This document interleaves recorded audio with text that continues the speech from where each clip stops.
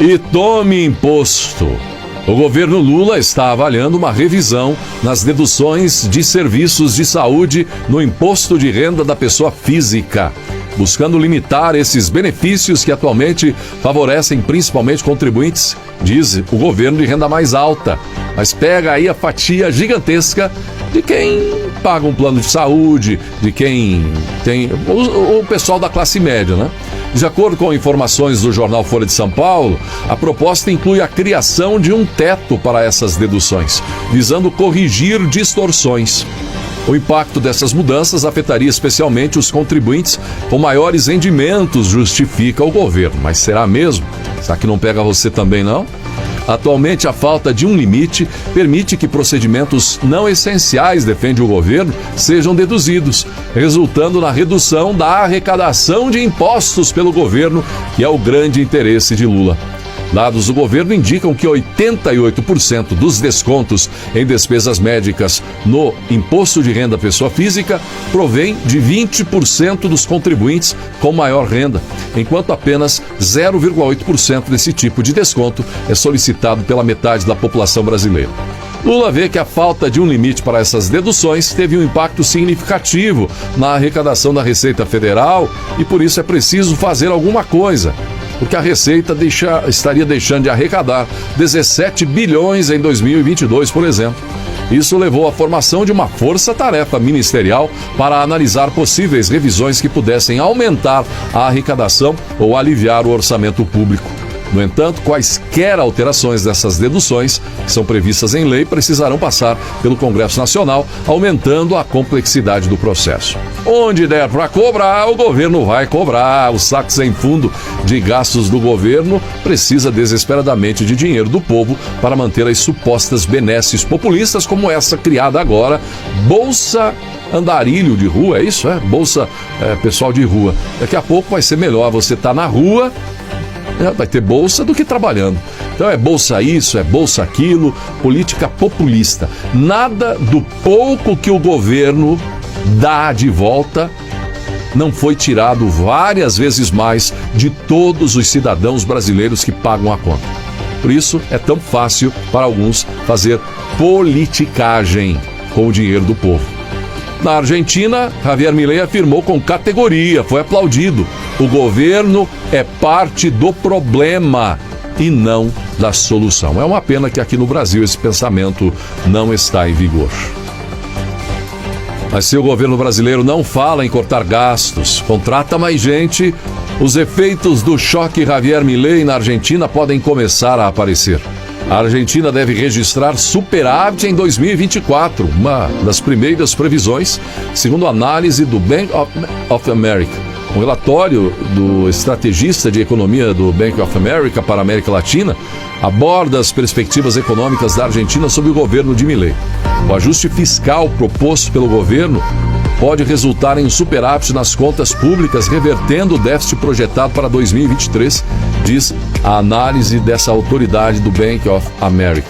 A previsão é de um superávit de 1% do PIB em 2024, mais conservador do que as expectativas governamentais de 2%.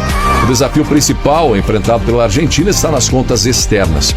O Bank of America prevê melhorias com o déficit externo diminuindo de 4,4% em 2023 para um superávit de 1%. Enquanto aqui no Brasil, previsão nova agora, além do rombo em 2023, rombo também previsto para 2024. A expectativa é que uma boa safra na Argentina reduza a diferença entre o dólar paralelo e o oficial em cerca de 20%. No cenário econômico, a inflação, que atingiu 214% em 2023, deve ainda permanecer elevada neste ano, estimada em 210% para 2024, conforme avisado pelo governo Milei. A economia enfrentará recessão, podendo cair até 3% no primeiro trimestre, impactando a capacidade do governo de implementar o ajuste fiscal. O governo planeja realizar um ajuste de 5% do PIB, com 3% em cortes de gastos, como subsídios, e 2% em aumento de arrecadação, sem necessariamente aumentar as alíquotas de impostos. Aliás, Javier Milei, grande destaque pelo discurso no Fórum em Davos, na Suíça. Até o Elon Musk compartilhou o discurso dele, porque foi muito impactante a fala de Javier Milei. Destaque mundial para o presidente argentino. Falou poucas e boas no fórum. E pegou muito mal para o governo Lula o querer avançar por cima dos evangélicos, de tal maneira que o ministro da Fazenda, Fernando Haddad, teve que sair apagando fogo. Ele buscou diálogo com líderes evangélicos após a suspensão da isenção fiscal a líderes religiosos, por exemplo, pastores, né? Deputados da Frente Evangélica do Congresso Nacional estiveram em reunião com Haddad e Robson Barreirinhas para discutir o assunto. O Robson é da Receita. Haddad busca esclarecer os motivos da revogação do benefício concedido durante o governo Bolsonaro. O deputado Silas Câmara defende a anulação da resolução, afirmando que sem ela o tema fica sem regulamentação, permitindo interpretações diversas. A decisão da Receita Federal, assinada por Barreirinhas agora, citou um processo do TCU que investiga a legalidade e legitimidade da isenção. O TCU negou que determinou a decisão à Receita. Haddad enfatizou a necessidade de abordar o tema de forma técnica e jurídica, despolitizando a questão. Com a suspensão, os salários de pastores dedicados às igrejas passam a ser tributados. Segundo Haddad, o governo busca uma interpretação definitiva para evitar problemas legais e garantir equidade. No início de 2024, ocorreu um aumento significativo nos casos de dengue em 9 territórios brasileiros, com destaque para a região sul do país. Eita, que estamos com uma epidemia de dengue no Brasil, gente. Os estados do Paraná, Santa Catarina e Rio Grande do Sul experimentaram um alarmante aumento de 958% nos diagnósticos confirmados durante as 2 primeiras semanas do ano, comparado ao mesmo período de 2023. Essa tendência preocupante também se estende a áreas populosas como Rio de Janeiro e Minas Gerais, contribuindo para um aumento geral de 105% nos casos de dengue no país entre 2023 e 2024. Os números baseados em dados do Ministério da Saúde analisados pelo jornal Folha de São Paulo indicam um total de 55.584 casos na primeira metade de janeiro, possivelmente subestimado devido a atrasos nas notificações. Além dos estados sulistas, Acre, Amazonas, Distrito Federal e Roraima também observaram um aumento significativo nos diagnósticos da doença. As projeções para 2024 são alarmantes, com especialistas do Ministério da Saúde e do Grupo Infodengue, da Fundação Oswaldo Cruz, Fiocruz, antecipando um recorde de casos, podendo chegar a até 5 milhões de diagnósticos confirmados, com base em fatores como clima favorável e ressurgimento de sorotipos do vírus. Aí está o X da questão.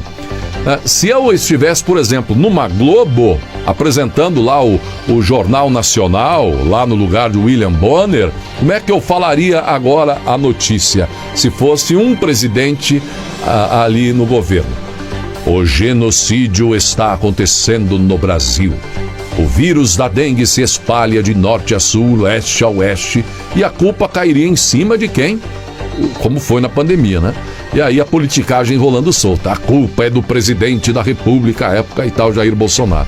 Mais ou menos seria isso. Eu não faço isso em relação ao governo Lula. Não digo isso, não é culpa do presidente em si, né?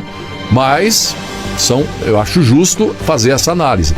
Mas a questão é culpa governamental? Claro, precisa agir, reagir, porque estaria batendo em qualquer outro governo se estivesse acontecendo a mesma coisa. É uma vergonha essa situação. Então, primeiro, o governo precisa parar de fazer politicagem e acordar para o problemaço que estamos vivendo. Só quem passou pelo vírus da dengue, da zika, chikungunya, enfim, sabe o que fica depois, as possibilidades de perder a vida e tudo mais. O que o governo está fazendo? O que você viu o governo fazendo, agindo de fato, energicamente para conter isso? Então, não concordo que tivemos um presidente genocida, porque aquilo envolveu o mundo inteiro, como babavam para falar do Bolsonaro, como não concordo agora em dizer que a culpa é de Lula. Mas que o governo precisa acordar e reagir, precisa. A época da pandemia, Bolsonaro, por exemplo, foi o primeiro um dos primeiros a dizer, a partir daqui entramos em estado geral de alerta, né? A início de fevereiro, o vírus nem tinha aparecido oficialmente como uma epidemia, uma pandemia no mundo. E agora, o que